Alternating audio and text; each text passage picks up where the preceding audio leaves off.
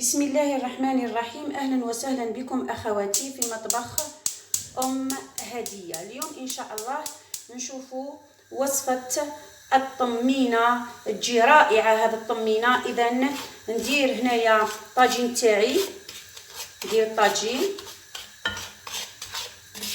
وندير الدقيق نوعية متوسط. إذا شوفي معايا هذا الدقيق، إذا متوسط، دقيق متوسط، ما هو لا رقيق لا غليظ. اذا ما ديريش دقيق يكون رقيق بزاف وما ديريهش غليظ، اذا دقيق متوسط. اذا انايا ندير طاجين وندير في مقله تكون ثقيله، ولا طاجين كي من هكا، طاجين يكون ثقيل. اذا انا نفضل ندير في الطاجين باه يتحمص لي الدقيق تاعي مليح، وندير على نار قليله، نحمصو على نار قليله هكا باه يتحمص حبه واحده ويتحمص مليح. تحمصيه بهذه الملعقه الخشبيه او بهذه الاداه، استعمليها كذلك تساعدك باه تحمصي هذا الدقيق تاعك. اذا انا نحمص هذا الدقيق تاعي مليح بهذه الطريقه، ندي ونجيب هكا ونرجع ليك بعد ما يتحمص هذا الدقيق. والان رجعنا لكم بعد ما حمصنا هذا الدقيق تاعنا مليح او قليناه مليح. ها هو دا اللون البني الفاتح. اذا نخليه يبرد، خلوه يبرد مليح مليح مليح ونديروه في الطمينه تاعنا. وباه تنجح لك الطمينه لازم الدقيق تاعك يكون بارد. اذا نرجع ليك بعد قليل.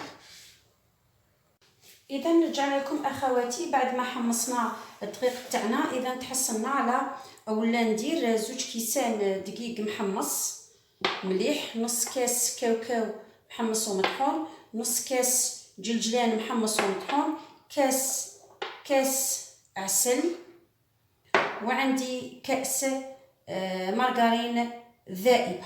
إذا أنا ندير الزبدة تاعي أو المارغرين تاعي كاس،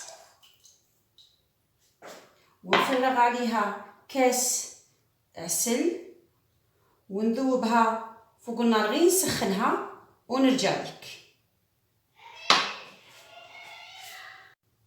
اذا فرغت الكاس تاعي تاع المارغرين والكاس تاعي تاع العسل، نسخنهم شويه فوق النار ونرجع لك.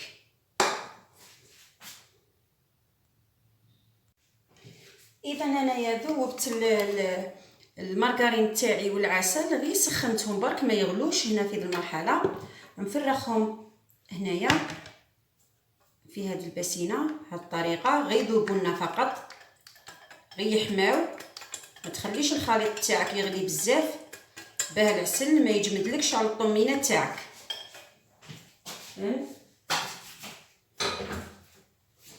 ونحرك مليح في ذي المرحله. تقدري تحركي غير بالفوي، لكن الا عندك الميكسر من الاحسن ديري ميكسر باه يعطيك نتيجه مليحه.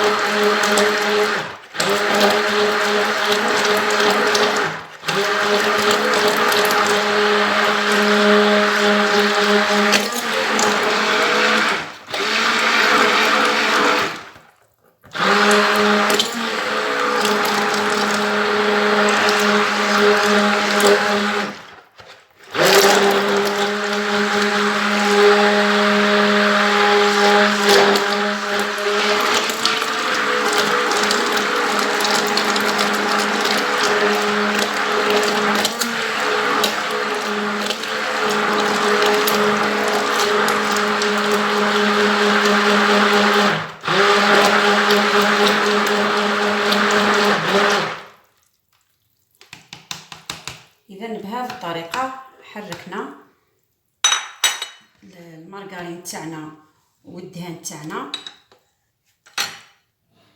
اذا نجيب الفوي، نضع نصف كاس كاوكاو ونحرك حتى يدخل لنا كامل الكاوكاو في هذا الخليط. ونزيد نضيف الجلجلان المحمص هكا بهذه الطريقه حتى يدخل لنا كامل هذا الجلجلان. ونزيدو الكأس الاول غير بالقليل هكذا، الكأس الاول تاع السميد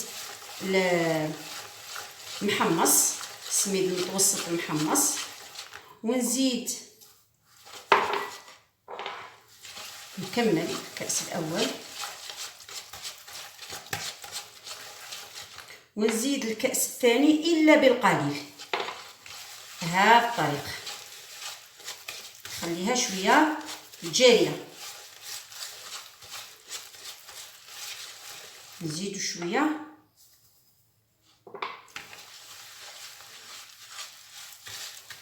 من بعد تنشف لنا تولي هذيك هي.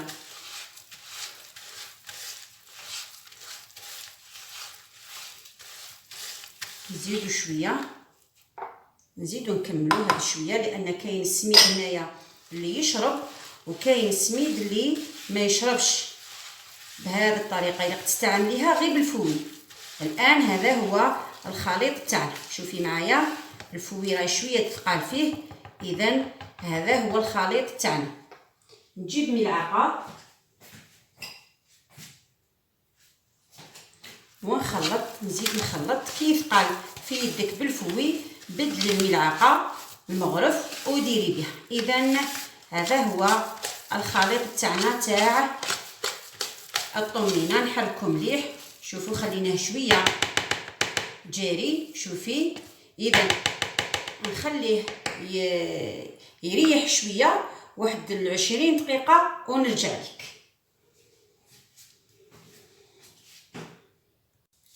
والان بعد ما فرغنا الطمينه تاعنا، الخليط تاعنا تاع الطمينه فرغناه في هذا الصحن.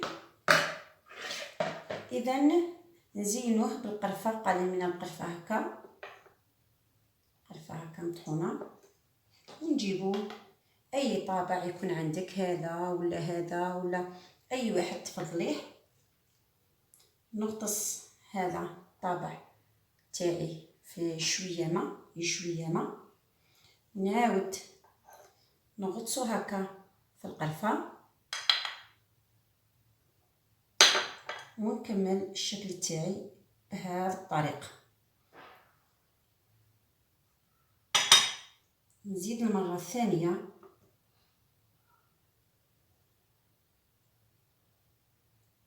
بهذه الطريقه ونكمل. كل مره نغطس فيه شويه ماء، قليل من الماء، ونعاود ندير هكا.